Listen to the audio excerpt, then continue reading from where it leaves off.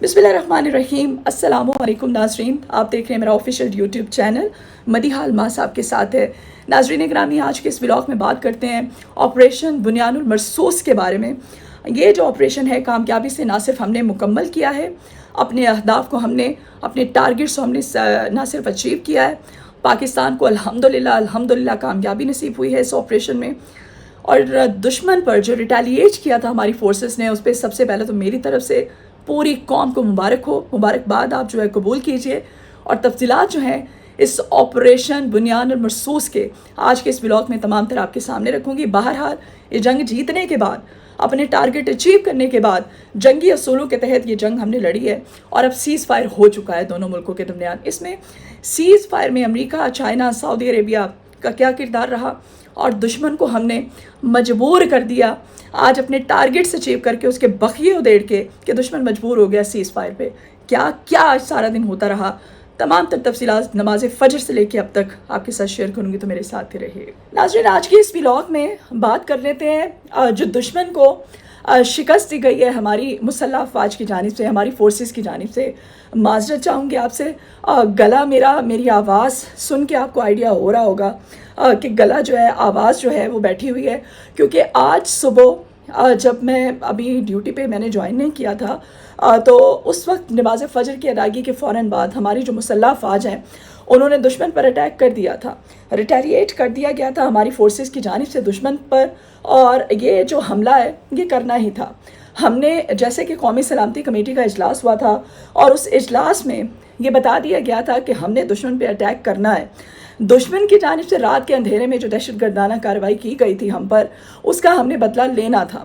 और उसका बदला हमारी मुसल्लह अफवाज, हमारे army chief general Syed Asim Munir साहब की तरफ से ये बता दिया गया था कि हमने ये हमला करना है, लेकिन वक्त का तयन जो है वो हम खुद करेंगे।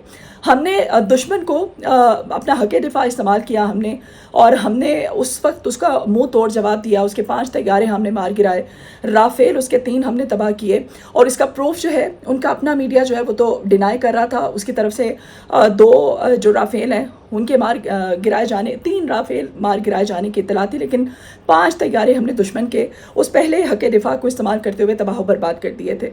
उसके बाद आपको पता ही है जिस कंपनी से मोदी सरकार की जानिब से ये राफेल ख़रीदे गए थे, उस कंपनी के एक इंटेलिजेंस ऑफिसर ने ये एडमिट किया था इंटरनेशनल मीडिया पर कि पाकिस्तान की फोर्सेस की जानिब से हम हैरान हैं। अब वो कंपनी जो है वो सर पकड़ के बैठ गई थी और उसकी जानिब से कहा गया कि हम हैरान हैं कि पाकिस्तान की जो फोर्सेस हैं उन्होंने किस तरह से ये हमारा राफेल जो है इसको टारगेट किया और इसको मार गिराया। तो बहरहाल दुश्मन को हम 12 टाइम देते रहे और मुसलसल 3 दिन तक हमने जब भरपूर दिफा किया, तो उस दिफा के जवाब में दुश्मन ऐसा करता था कि हर चेक पोस्ट पर सफ़ेद झंडा लहरा देता था। उस सफ़ेद झंडे का मतलब ये होता था कि उसने अपनी शिकस्त तस्लीम कर ली है। पस मंज़र में ज़्यादा नहीं जाऊँगी, एक तो मेरा गला ख़राब है, मेरी आवाज़ ठीक नहीं है, क्योंकि सुबह से लेके अब तक मुसलसल 4 बजे तक ये ओवरऑल जो भी सिचुएशन थी, अपने नाज़रीन को अपडेट करते रहे, आपने मुझे देखा भी होगा। तो इसी वजह से अभी गला जो है, आवाज़ जो है बैठी हुई है। और फिर जब वतन की बात आती है, जब पाकिस्तान की बात आती है, पाकिस्तान के दिफा की बात आती है, मुसल्लह अफवाज की बात आती है, तो हम as a nation, as a Pakistani, हमारा जो जज्बा होता है वो फिर ख़ुद ही एक अंदर से आपकी आवाज़ निकलती है। एक जोश व जज्बा जो है वो आप अपनी आवाज़ को, अपने इमोशंस को कंट्रोल नहीं कर पाते हैं, क्योंकि जब मुल्क की बात आती है तो कंट्रोल करना थोड़ा मुश्किल हो जाता है। और सामने जब फिर दुश्मन इंडिया हो, इंडिया जैसा दुश्मन हो, तो फिर क्या ही बात है। बहरहाल 3 दिन तक दुश्मन को हमने टाइम दिया गया हमारी फोर्सेस की जानिब से, हमारे आर्मी चीफ की तरफ से, लेकिन DGISPR की जानिब से मुसलसल वॉर्न किया जाता रहा, क्योंकि इन 3 दिनों में इनके हमने 80 से ज़्यादा ड्रोन्स जो है उनको टारगेट करके मुख्तलिफ जगहों पर हमने मार गिराया था। उसके बावजूद दुश्मन को हम इस तरह से वॉर्न करते रहे कि बंदे का पुत्र बन जाए, अभी भी बाज आ जाए, हम किसी भी वक्त इसका मुंह तोड़ जवाब दे सकते हैं। लेकिन दुश्मन जो है उसको हमारी वीकनेस समझता रहा। वो समझता रहा कि शायद पाकिस्तान जो है वो डर गया है। तो ऐसी सूरत हाल में अवाम भी ये चाहती थी और वक्त की शदीद ज़रूरत थी कि हम रिटेलिएट करते, और हमने DGISPR की जानिब से कल लास्ट वार्निंग दी गई दुश्मन को। और उस लास्ट वार्निंग के बाद दुश्मन जब बाज नहीं आया, तो आज सुबह जो कि कुरानो सुन्नत में भी है, हमारे दीन में भी है। और यही चीज़ है, हमने हमारी फोर्सेस ने बाकायदा आज नमाज फ़जर के बाद बाकायदा तौर पर नमाज फ़जर अदा की। उस फजर नमाज के बाद उन्होंने फिर दुश्मन पर हल्ला बोला। दुश्मन पर जो हल्ला बोला गया, दुश्मन पर जो रिटेलिएट किया हमारी फोर्सेस ने, फिर दुश्मन को भागने की फुर्सत नहीं मिली। दुश्मन को समझ नहीं आई कि उसने जाना कहाँ है, उसने छुपना कहाँ है, उसने कहाँ भागना है। एक के बाद एक दुश्मन की तमाम एयर बेसेस जो हैं उनको उड़ाते चले गए, तबाह करते चले गए, बर्बाद करते चले गए। और ये तबाही और बर्बादी जो है, ये हमारा मीडिया जो है वो इतना उसको नहीं रिपोर्ट कर रहा था जितना कि इंटरनेशनल मीडिया ने इसको रिपोर्ट किया। और DGISPR ने कहा था, हमारी फोर्सेस की जानिब से वार्न किया गया था दुश्मन को कि हम वहाँ घुस के मारेंगे इनको ऐसा सबक सिखाएंगे कि ये इनका अपना मीडिया तो रिपोर्ट करेगा, इंटरनेशनल मीडिया जो है वो रिपोर्ट करेगा, वो बताएगा कि पाकिस्तान ने किस तरह से हमला किया है। और तारीख़ में सुनहरी हरूफ में लिखा जाएगा। और नाज़रीन, तारीख़ में सुनहरी हरूफ में लिखा जाएगा, जैसे हमारी माजी में जंगें हुई मुख्तलिफ अदवार में। 1965 की जंग कहते हैं, हमने सुना है, हमने पढ़ा है, हमने अपने बड़ों से सुना है।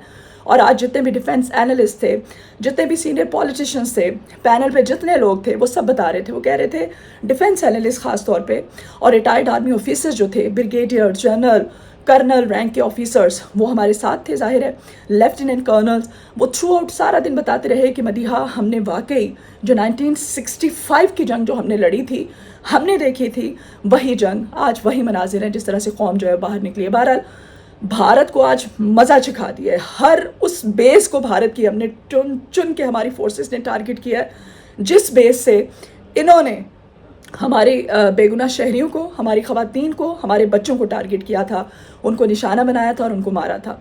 तो ये थी सूरत हाल। आज पाकिस्तान आज ऑपरेशन बयानुल मरसूस जो है इंतहाई कामयाबी के साथ इसको ना सिर्फ मुकम्मल किया, अपने टारगेट को अचीव किया, बहुत बड़ी बड़ी कामयाबियाँ समेटी।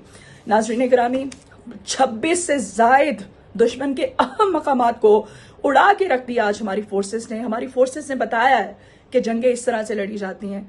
आज भी हमने स्ट्रेटजी जो है अपनी उसको फॉलो किया, जंगी असूलों को मद्देनजर रखा। हमने किसी सिविलियन को इंडिया के टारगेट नहीं किया, किसी इबादतगाह को टारगेट नहीं किया हमारी फोर्सेस ने, किसी बच्चे को, किसी खातून को, किसी बुजुर्ग को, नो। हर उस चेक पोस्ट को, हर उस बेस को, उनके एयर बेस को टारगेट किया जहां से वो हमारे सिविलियंस, हमारे बच्चे, हमारी खवातीन, हमारे बुजुर्ग, हमारी इबादत गाहों, हमारी मसाजिद पे हमला करते रहे। हर उस बेस को दुश्मन की आज उड़ा के रखती है आज हमारी फोर्सेस, जो उनके बखिए उधेड़ के रखती हैं। और एयर डिफेंस सिस्टम जो था राफेल के बाद, मोदी को जिस पे बड़ा जोम था, मोदी की जो बड़ी खुशफहमी थी कि जी S-400, ये S-400 हमारी फोर्सेस ने, जिसमें JF-17 थंडर तैयारा हमारा जो है, ये क्रेडिट उसको जाता है। उसने ये S-400 पहले तो तबाह बर्बाद किया, जिससे कि जो इंडियन इकोनॉमी है इसको $1.5 अरब का नुकसान पहुंचा। इंटरनेशनल न्यूज एजेंसी राइटर्स जो है उसकी रिपोर्ट सामने आई उसी वक्त, और ये दिन की रिपोर्ट है। दिन के मुताबिक मैं जो तखमीना आपको बता रही हूँ, जिस तक हम ट्रांसमिशन कर रहे थे, राइटर्स की रिपोर्ट है जी, जंगी जुनून में मुब्तला भारतीय हुकूमत को अब तक $83 बिलियन का नुकसान हो चुका है। और जिस वक्त हमारी फोर्सेस एक के बाद एक अपना टारगेट अचीव कर रही थी, तो उस टारगेट अचीव करने के दौरान उनकी अपनी जो भारतीय फौज की तर्जुमान है, उन्होंने फौरी तौर पर प्रेस कॉन्फ्रेंस बुला ली। उस प्रेस कॉन्फ्रेंस में उन्होंने फिर जी कहा, उन्होंने कहा हमने हाथ खड़े कर दिए हैं, हम पाकिस्तान से किसी भी किस्म की मजीद कशीदगी नहीं चाहते हैं।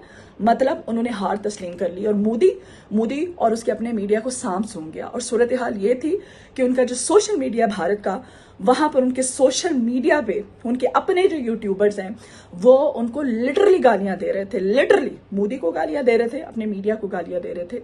उनका अपना मीडिया रोना रो रहा था, दुहाइयां दे रहा था। अभी हमने सिर्फ आज एक अल-फतेह-1 से दुश्मन को अटैक किया है, अल-फतेह-2 मिसाइल का हमने अटैक नहीं किया, सिर्फ दो, एक हमारा अल-फतेह-1 और एक हमारा JF-17 थंडर। JF-17 थंडर हमारा वही बहादुर लड़ाका तैयारा है जो कि चीन की मुआवनत से पाकिस्तान ने, चीन हमारा दोस्त हमसाया मुल्क, उसकी मुआवनत से हमने तैयार किया।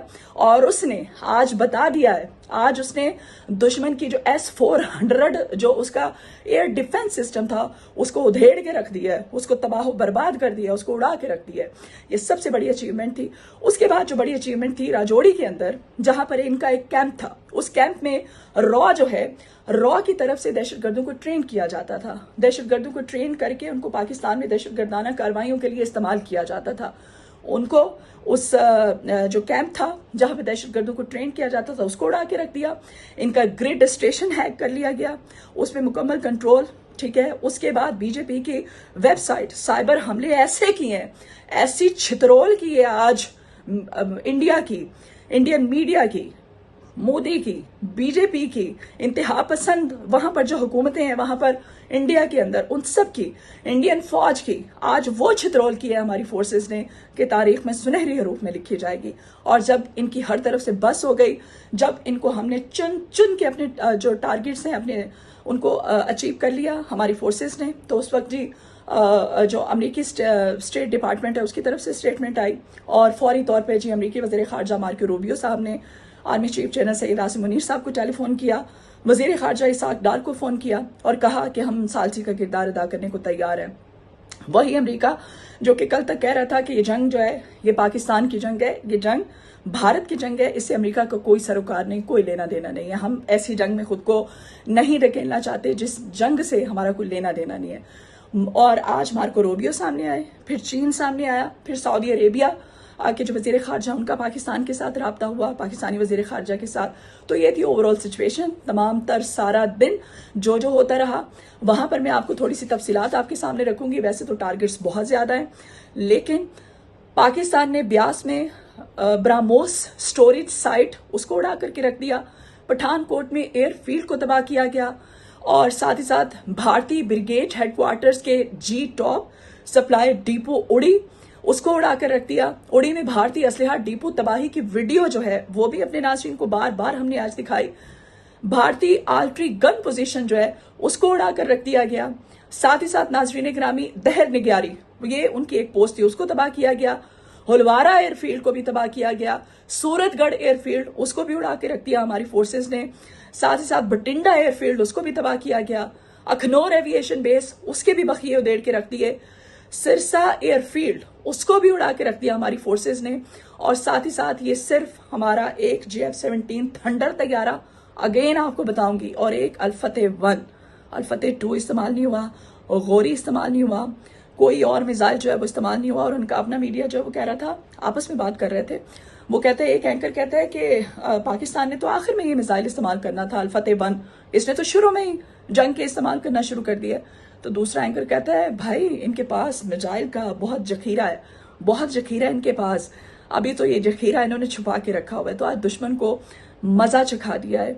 जंगी असूलों को मद्देनजर रखते हुए आज दुश्मन को बता दिया गया है कि पाकिस्तान जो है, पाकिस्तानी फोर्सेस जो हैं, हमारे सियासी इख्तलाफात एज ए नेशन वो हर जगह पे होते हैं, हर एक के होते हैं, हर मुल्क में होते हैं, वो अपनी जगह पे, लेकिन जहां पाकिस्तान की बात आएगी, पाकिस्तान के दिफा की बात आएगी, तो दुश्मन की ऐसी की तैसी फेर के रख देंगे। आज हमारी फोर्सेस ने साबित कर दिया है कि हम कुछ चूड़ियां पहन के नहीं बैठे। फिर अमेरिका की जानिब से फौरी तौर पर अमेरिका ने जी ये सीज फायर करवाया, चूंकि उन्होंने हाथ जोड़ना शुरू कर दिए थे इंटरनेशनल लेवल पे।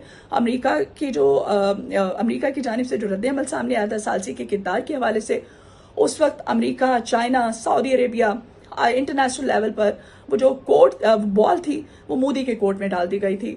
तो मोदी जो है मरता क्या ना करता, अब उसके पास कोई ऑप्शन नहीं था। अब जी सीज फायर हो चुका है, लेकिन ये सीज फायर जो है ये ऐसे नहीं हुआ। तारीख में इस जंग को सुनहरी हरूफ में लिखा जाएगा और हमारे लिए बड़े प्राइड की बात है कि इस जंग के वक्त हम मौजूद थे। हमने एक एक